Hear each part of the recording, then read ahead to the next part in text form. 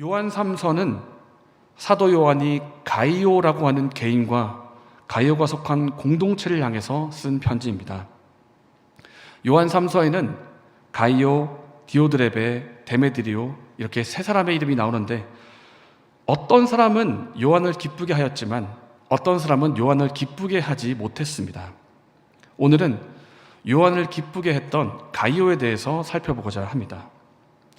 사도 요한은 가이오의 모습 가운데 자신을 기쁘게 했다, 매우 기쁘게 했다라고 말을 합니다.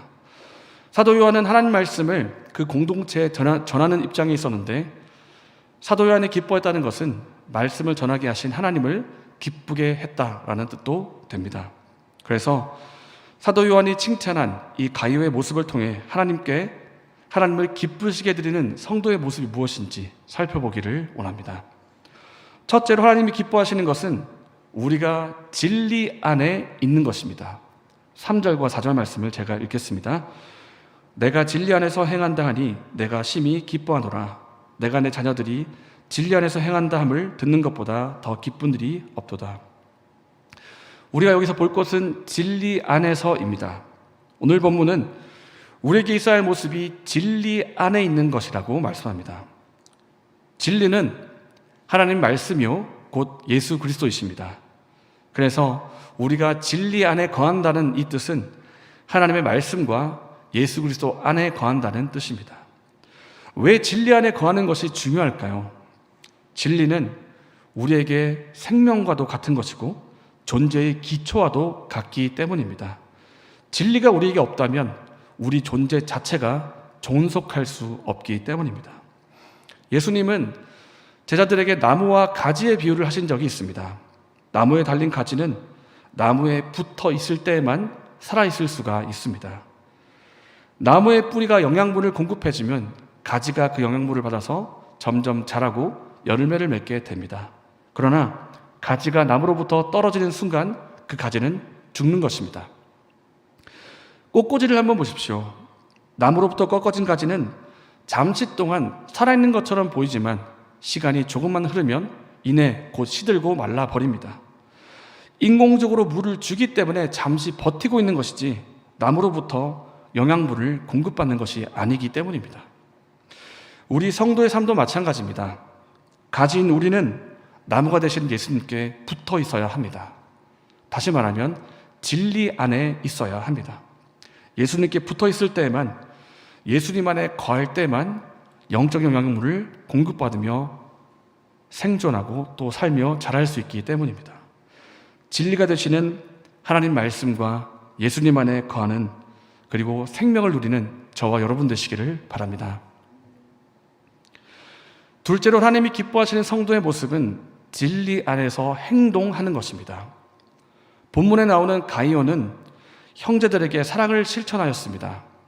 이 당시에는 여러 교회를 순례하면서 복음을 설교하는 순례 전도자들이 있었습니다. 이 순례 전도자들은 예수님의 복음을 전하는 것에 전적으로 자신의 삶을 드린 사람들인데, 그래서 이들이 여행을 할 수 있도록 또 주님의 사역과 복음 전하는 것을 잘 할 수 있도록 교회가 도와줘야만 했습니다. 이때 가이오가 순례 전도자들을 환영하고 이들의 생계를 도와준 것입니다. 그런데 우리가 주목할 것은 이 가이오라고 하는 사람은 단지 마치 거린이 불쌍해 보여서 한 번 도와주는 것처럼 그저 한 번만 도와준 것이 아니었습니다. 그는 계속하여 형제들을 도와줍니다. 3절 말씀에 행한다 라는 단어가 등장하는데 이 단어는 단순히 한 번의 행동을 의미하지 않습니다. 이 단어는 현정이고 계속되는 의미가 있고 지속적인 행동을 말합니다.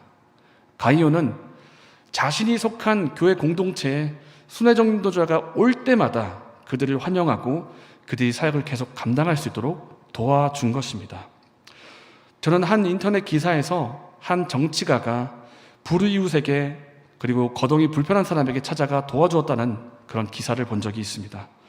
그런데 제가 인상 깊게 본 것은 이 기사 밑에 달린 사람들의 댓글이었습니다. 그것은 그 정치가가 사람들에게 보여주기식의 행동을 했다는 것입니다.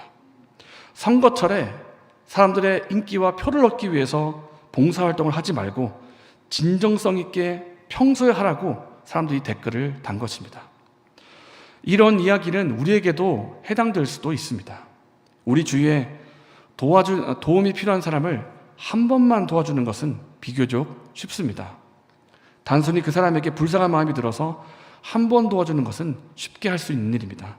그러나 도움이 필요한 그 사람을 지속적으로 계속하여 도와주는 것은 쉬운 일이 아닙니다.